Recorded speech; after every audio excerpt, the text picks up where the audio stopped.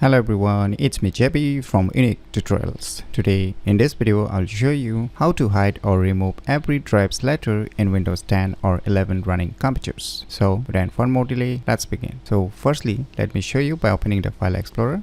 So you can see I have different drives. So you can see here right now the drive letters is being showing up. So in order to hide this drive letters from these respective drives, what you need to do is here I'll show you two ways how you can do. The first method, just click on the Windows Start menu icon and just search for folder options, and on the first list you'll see here File Explorer options, which is the folder options, or just open the File Explorer and just click on this three dot icons and click on this options, and now the folder options will get open. Now just click on this view, just scroll down below. Now you'll see here an option written show drive letters. So by default this option is being enabled, so just untick it and now click on apply, click on OK. Voila, now you can see here all the drive's letter is being either hidden or removed from the respective drive. As you can see, only the names are being shown. So if you want to restore it back, just click on this three dot icons, click on this options, click on this view, just scroll down below again and just enable this show drive letters. Just select it,